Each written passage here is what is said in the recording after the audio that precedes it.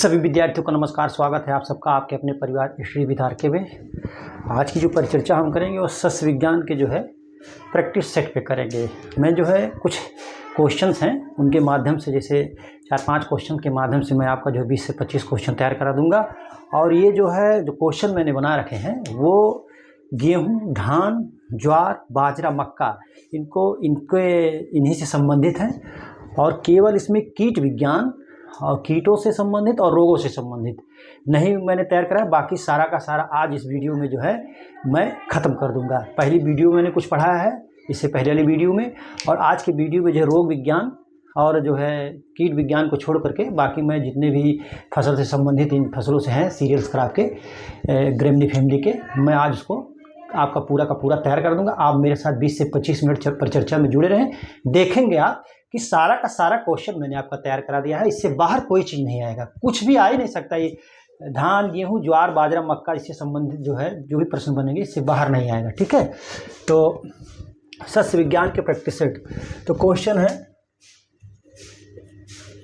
धान का वानस्पतिक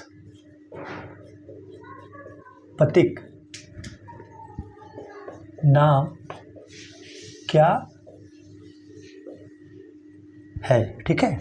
आंसर ए होगा आपका ट्रिटिकम एस्टिबम। बी होगा ओराइजा सेटाइवा। और सी आपका होगा जिया मेज। और डी आपका होगा सोरघम बाई कोलर। ये होगा आपका सोरघम, माँ छूट गया था, सोरघम बाई कोलर। तो धान का वनस्पतिक नाम क्या है, ठीक है। तो धान का वनस्पतिक नाम जो है वो ओराइजा सेटाइवा है, ठीक है। ओराइजा सेटाइवा है। क्वेश्चन नंबर 1, प्रश्न नंबर 1 में धान का वनस्पतिक नाम ओराइजा सेटाइवा है। ये ट्रिटिकम एस्टिबम जो है गेहूं का साइंटिफिक नेम है। और जिया मेज जो है ये मक्का का साइंटिफिक नेम है। सोरघम वाइकलर जो है ज्वार का साइंटिफिक नेम है। तो आप जो है इसको नोट कर लीजिए, आपको याद भी होगा काफ़ी लोगों को, लेकिन फिर भी मैंने बता दिया कि आप जो है इसको याद कर लीजिए, ठीक है।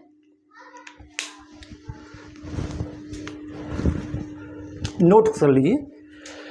और मैं सबसे पहले आपके धान के बारे में ठीक इसको मिटा कर तब करता हूँ।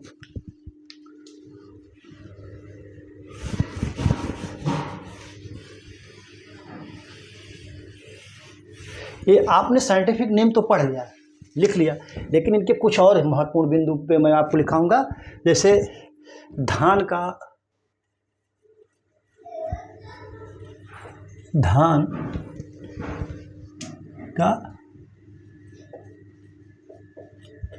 उत्पत्ति स्थान, धान का जो उत्पत्ति स्थान है वो है दक्षिणी पूर्वी एशिया, दक्षिणी पूर्वी एशिया, जिसे कहते हैं इंडो बर्मा। क्या है? धान का उत्पत्ति स्थान जो है दक्षिणी एशिया है, दक्षिणी पूर्वी एशिया है, इंडो बर्मा। कभी कभी ये पूछा जाता है, तो आप इसको जो है नोट कर लीजिए। अब मैं बता रहा हूँ धान में जो सुगंध आता है क्यों आता है। धान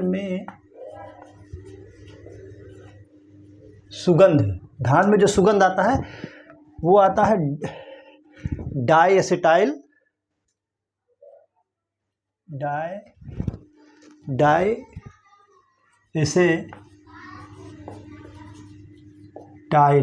किस कारण आता है?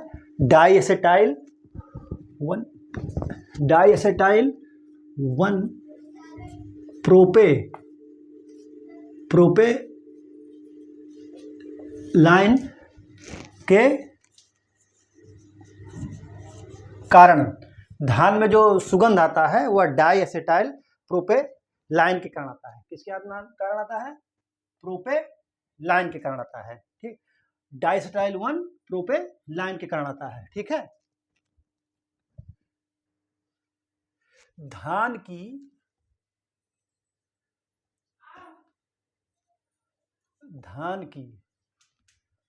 की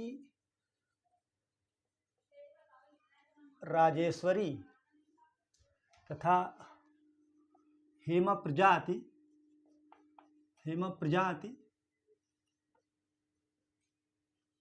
खरीफ तथा रबी दोनों ऋतु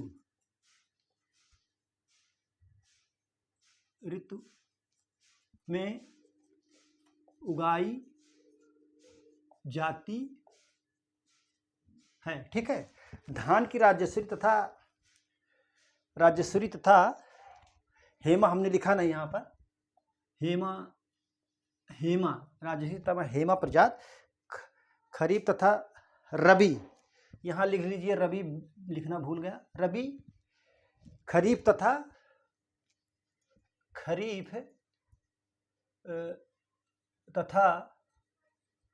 रबी दोनों में उगाई जाती है। कौन? हेमा तथा राजेश्वरी। हेमा तथा राजेश्वरी जो है दोनों ऋतुओं में उगाई जाने वाली प्रजाति है। ठीक है, आप इसको नोट कर लीजिए।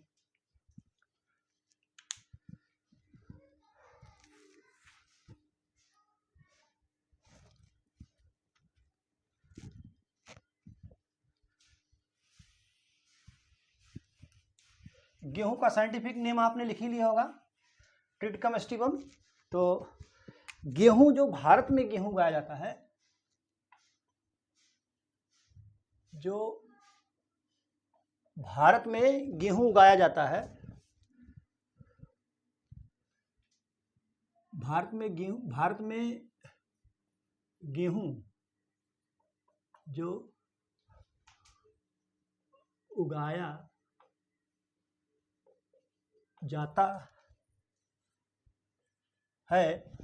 जाता है वह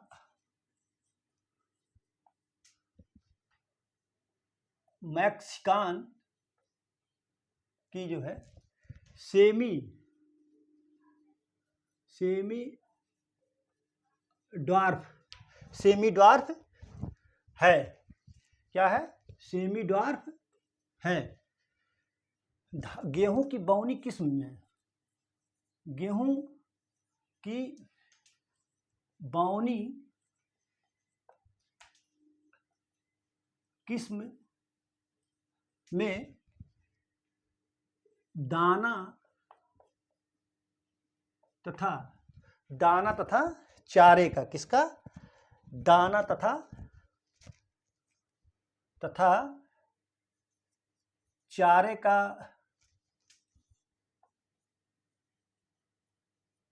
अनुपात 1:1 या 1:1.5 का होता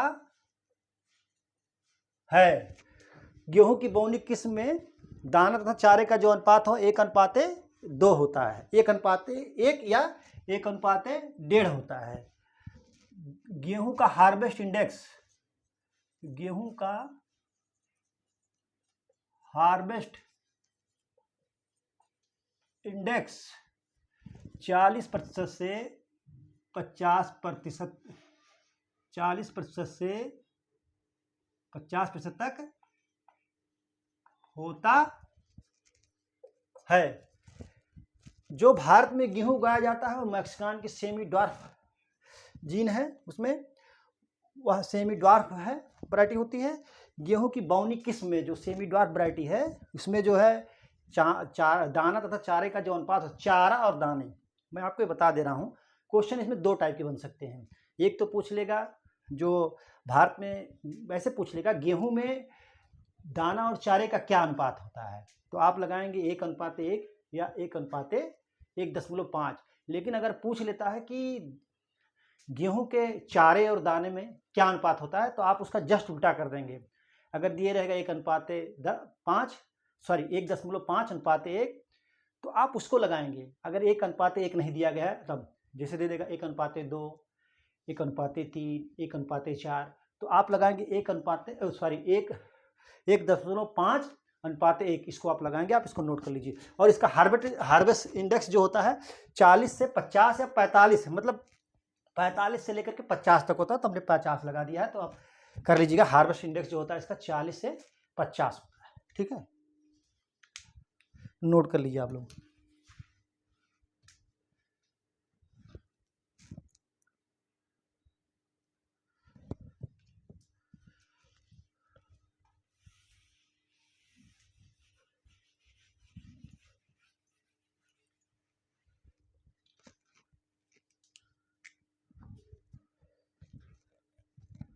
मक्का का साइंटिफिक नेम आपने लिख लिया, और गेहूं का उत्पत्ति स्थान मैंने आपको नहीं बताया।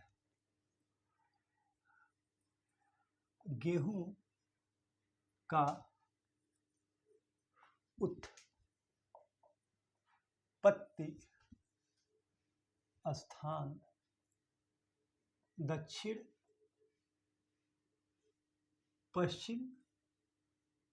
पश्चिम एशिया था। तुर्की भी आप कोष्टक में लिख लीजिए। ठीक है, गेहूं का उत्पत्ति स्थान कहाँ है? दक्षिण पश्चिम एशिया, तुर्की। ठीक है, और मक्का का साइंटिफिक नेम आपको मैंने बता दिया। मक्का का उत्पत्ति स्थान मैक्सिको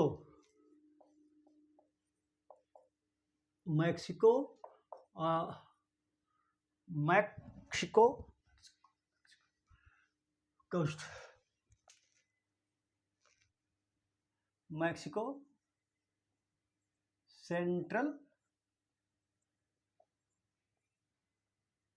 अमेरिका, ये भी करके आता है। सेंट्रल अमेरिका भी दिया रहता है, तो आप इसको सेंट्रल अमेरिका, तो सेंट्रल अमेरिका आप लगाएंगे।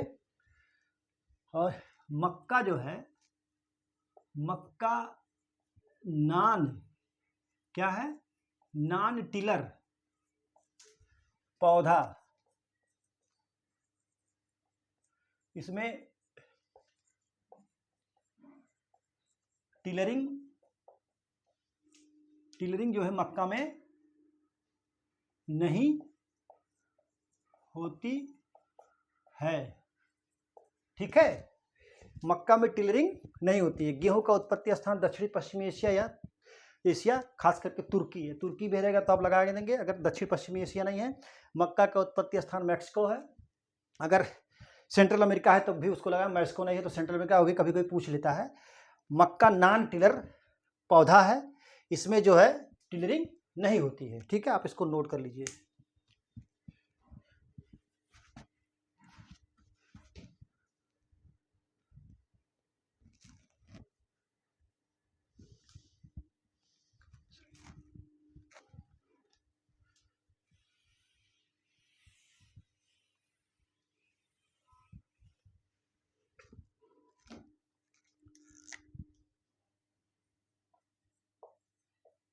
मक्का को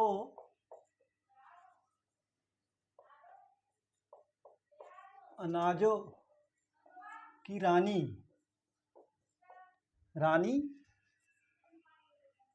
कहा जाता है। मक्का को अनाजों की रानी कहा जाता है। ठीक है, मक्का जो है द्विलिंगा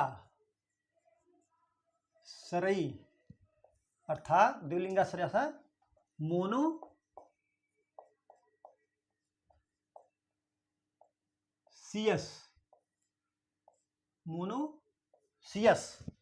प्लांट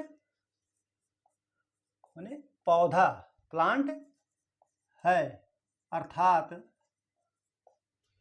एक ही पौधे पर, अर्थात एक ही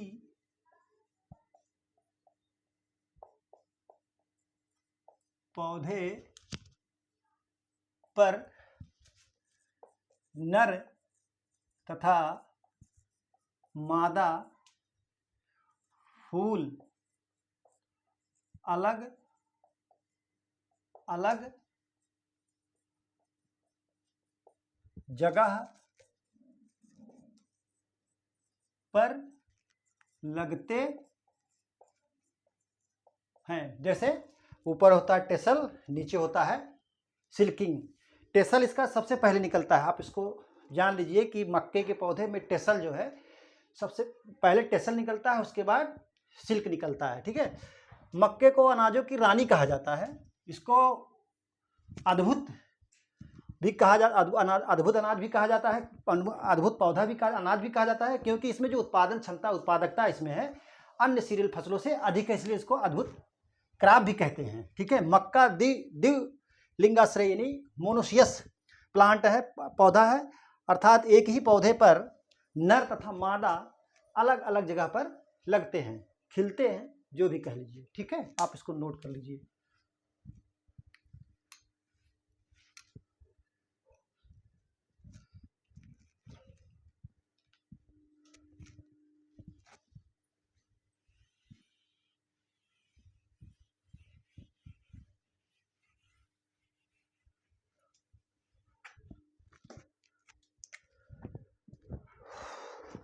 इमैस्कुलेशन,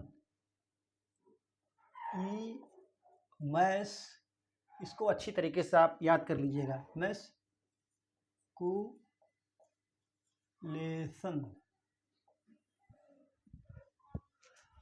क्या होता है?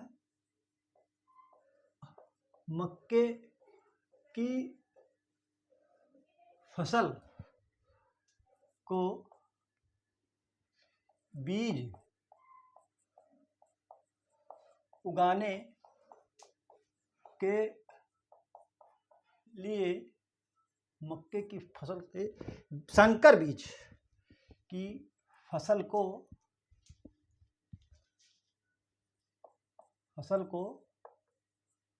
संकर बीज पैदा करने के लिए, उगाने नहीं होगा, बीज पैदा करने के लिए नर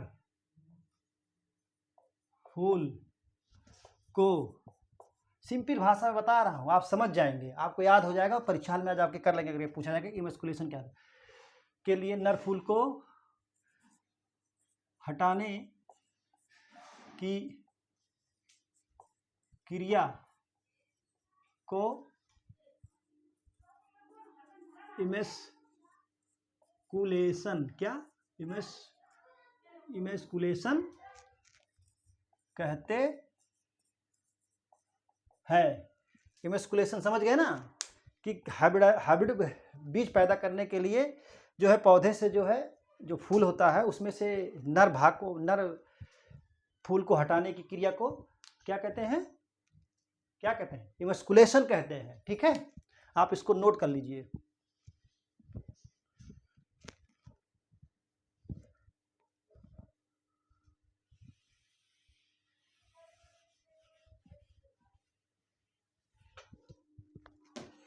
इसमें सोरघम, मक्का, क्या कहते हैं, ज्वार का उत्पत्ति स्थान अफ्रीका महाद्वीप है। कौन सा महाद्वीप है? अफ्रीका। इसका मैंने काफ़ी आप लोगों को पहले वीडियो में ही बना दिया, लिखा दिया है, थोड़ा सा पसीना बहुत हो रहा है। इसका उत्पत्ति स्थान अफ्रीका है, यही बाजरा का भी है, आप नोट कर लीजिए इसको। और इसको जो है मोटे अनाजों का राजा कहा जाता है। ज्वार को मोटे अनाजों का राजा, मोटे अनाजों का राजा कहा जाता है। ठीक है, आप इसको नोट कर लीजिए।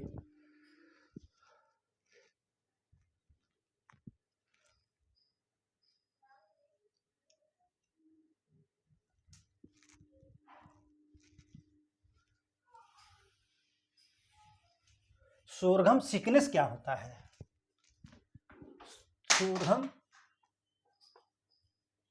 सोरघम सिकनेस ज्वार में सीएन क्या है? सीएन रेशियो, अनुपात लिख दे, रेशियो क्या? अनुपात अधिक होता है, इसलिए जो अगली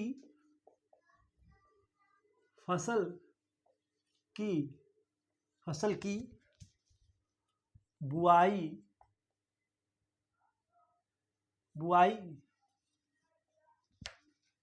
के बाद पौधे जमने, मतलब अंकुरण, जर्मिनेशन, जमते समय पीले होते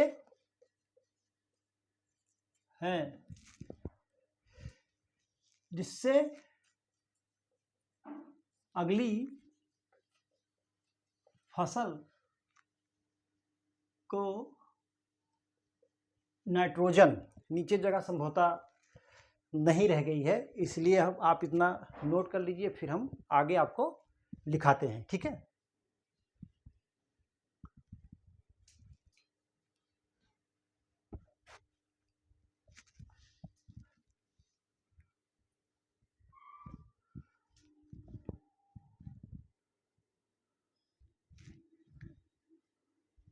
इसको छोड़ दीजिएगा।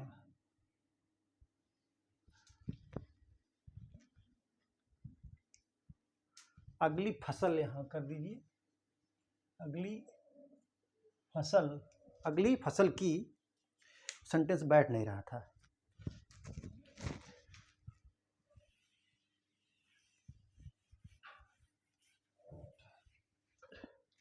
अगली फसल की बुआई के समय 20% नाइट्रोजन अधिक प्रयोग करते हैं। तो आप जो है सोरघम सीखना समझ गए होंगे ना।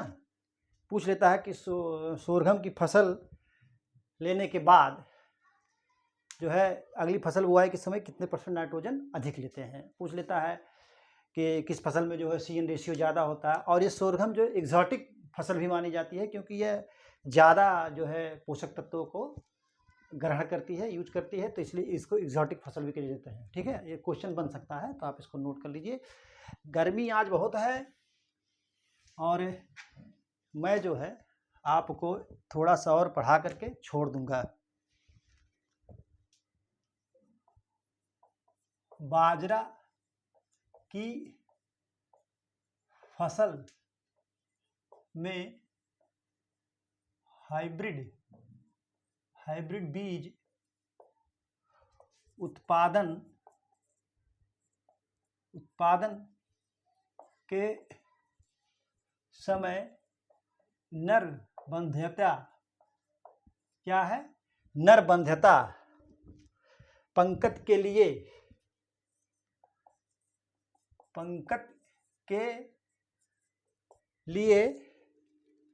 नरबंध्यता पंकत के लिए टिफ्ट, क्या है ये? टिफ्ट 23A, टिफ्ट 23A जीन काम में, जीन काम में लाते हैं। ठीक है, कपड़ा पतला है इसलिए पसीना भी ज़्यादा बाहर हो रहा है। ठीक है, टिफ्ट लाते हैं।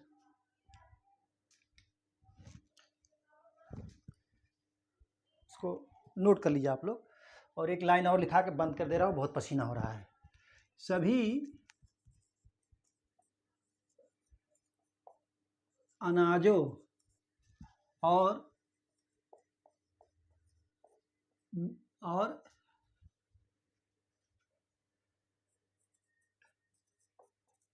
मिलेट्स, जिसको सीरियन भी कहा जाता है, मिलेट्स, सभी अनाजों और मिलेट्स में बाजरा सबसे अधिक सूखा सहनशील फसल है। ठीक है, आप इसको नोट कर लीजिए। बाजरा की फसल में हाइब्रिड बीज उत्पादन करने के लिए उत्पादन के समय जो है नरबंधता पंकज के लिए टिफ्ट 23A जीन काम में लाते हैं। कौन सी जीन? टिफ्ट 23A, आप इसको नोट कर लीजिए। और एक चीज़ और नोट कर लीजिए कि ज्वार को तो कैमल क्रॉप कहते हैं क्योंकि ये सूखा में उगती है, अच्छा प्रोडक्शन देती है। तो आप कंफ्यूज हो जाएंगे जब पूछ लेगा कि सभी अनाजों और मिलेट्स में, सीरियन में सबसे अधिक सूखा सहन करने की शक्ति किस में है? तो बाजरा में है। आप कंफ्यूज होकर के ज्वार को लगा देंगे। तो देखिए, मैंने आपको जो है जितनी भी वीडियो बनाई, आज की वीडियो कुल मिला करके जितने भी ग्रेमनी कुल के पौधे थे अन्न वाले, उनका जो है मैं रोग और कीट छोड़ करके बाकी सारा का सारा आपका मैंने तैयार करा दिया। आप इसको अच्छी तरीके से पढ़ लीजिएगा। और इसी के साथ आज की परिचर्चा समाप्त की जाती है। देखिए, पसीना बहुत हो रहा। Thank you so much.